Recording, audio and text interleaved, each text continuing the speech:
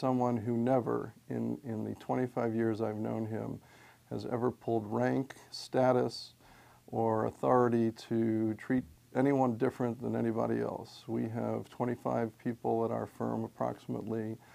His door's always open. He is accessible to everybody, but he's accessible to everybody in the world. The great thing about David is, as you probably already know, is that even though we're not of the same faith, he has the same understanding of the Golden Rule that I do, and I think he really he tries to implement it. It's not something he has to go out of his way to do. It just comes natural to him. Comes very natural. He's a great family man. I've always enjoyed talking about my family with him. He lives it. He doesn't just talk about it. He's very understanding of everybody and their feelings, and everyone in the firm knows that about him. From the moment I met David, you might say the Golden Rule was enveloped in our relationship.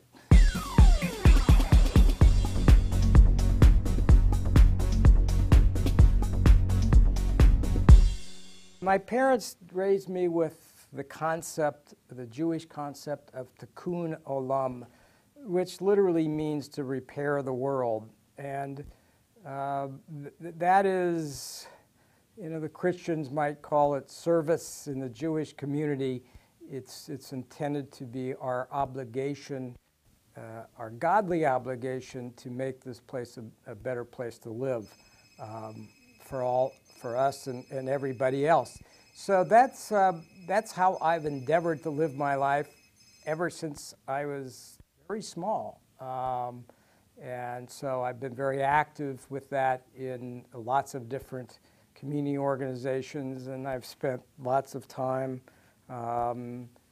helping out others less fortunate than I with some of their legal problems that I feel competent to help them with. And I've trained a lot of people in the same ways, and I've trained my children and my people that work in my office, you know, how to treat people with dignity and respect, and how to help the less fortunate. So it's been a great life, and it's been a great business career, and I just consider myself very blessed.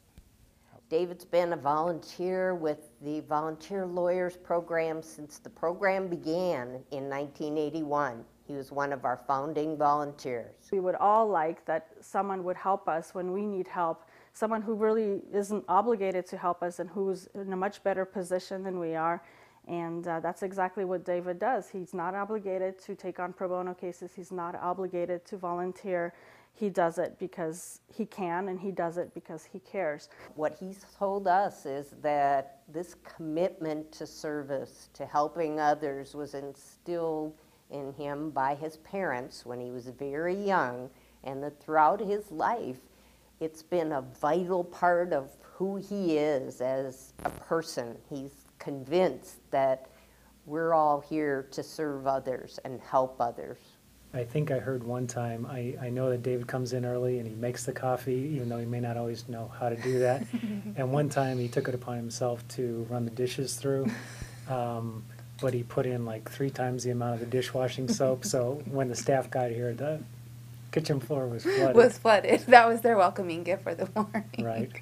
I can't think of anybody more deserving than David for an award called the Golden Rule Award, more than anybody else I can think of.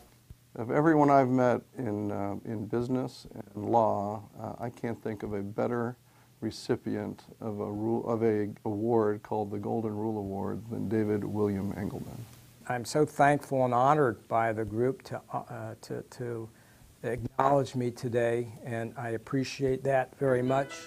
And I'd like to give a special acknowledgement, if I may, to my significant other, Marilyn, and my 4 lovely children, 2 of which have joined me today. Thank you.